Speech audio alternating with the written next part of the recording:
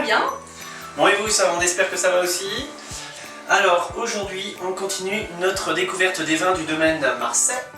C'est nous, voilà.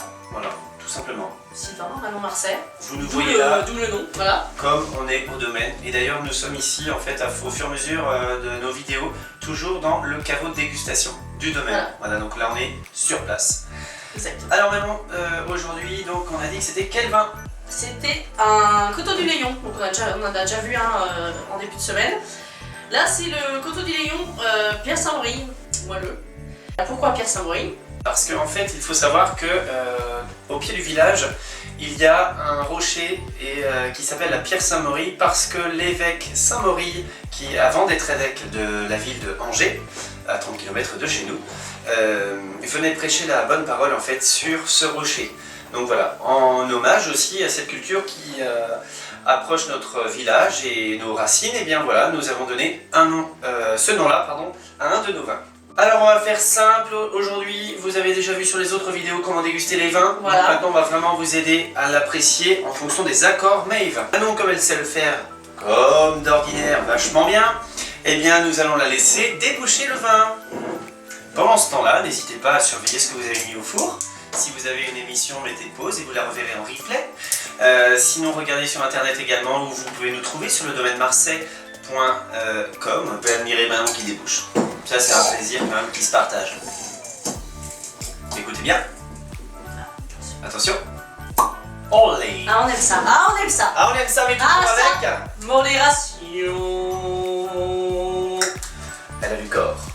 Ah le bouchon. Bouchon. Hop là. Manon, je te sers. Câlin.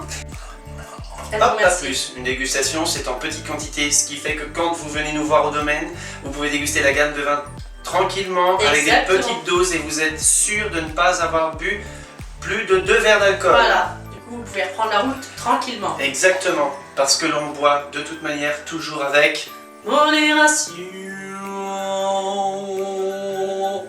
Je vais faire The Voice. On vous laissera juger chez vous. Je vais faire Enfin, The poliment, Voice. hein, poliment. Donc par rapport à hier et avant-hier, c'était des vins secs. Donc c'était des vins translucides, très jaune pâle. Là vous pouvez voir, je sais pas si vous voyez bien, c'est déjà un peu plus foncé, un peu plus doré. Donc on n'est pas quand même sur la couleur comme la vieille vigne, mais on est en entre-deux. Voilà. C'est ce qu'on appelle vraiment le jaune paille. Toujours du gras sur le vin, on est d'accord. Et puis là, vous allez voir que au nez, c'est pareil. On sent toujours ces arômes de fruits blancs, on est d'accord, hein. Ouais. Donc là, on peut même commencer à percevoir des premières notes aussi de fruits un petit peu plus confits, voire même des notes un peu plus sucrées. Hein, Oui, déjà au nez. exactement. Oui. Et bien sûr, dernière étape maintenant. Dégustons.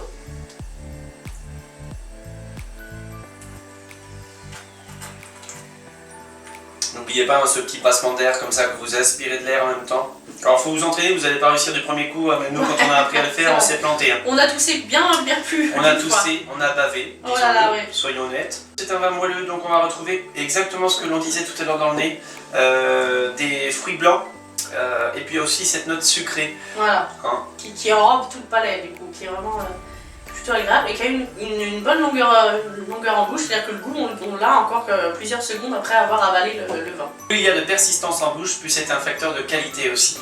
On a du gras, on a du sucré, on a des arômes de fruits qui commencent à être confits et on approche déjà un petit côté un peu miel. Côté accord Maeve, maintenant, oui, qu'est-ce que tu peux nous proposer? Bah oui, parce que je suis sûr que tu as la réponse. Comme tous les noms qui se respectent, j'ai envie de vous dire. En apéritif, déjà, êtes-vous d'accord Charles? Oui. Avec un foie gras. Pour tirer le pain d'épices de l'assiette de foie gras, mettez un pain de campagne, c'est beaucoup plus simple, beaucoup plus neutre comme goût. Ou alors des pains de céréales, des choses comme ça va très bien. Oui. Mais pas de pain d'épices, c'est trop miel. Et la fleur de sel suffirait, plutôt que de mettre trop de chutney, des choses de confiture de figue et tout ça, là ça va vraiment tout masquer. J'ai plein d'idées, je vais tout vous les donner, mais j'ai plein d'idées. Avec le fromage, on peut toujours mettre du vin avec du fromage, ça faut le savoir. Autrement, sur un plateau de fromage, avec des pâtes persillées ou des pâtes molles, c'est très agréable, c'est très...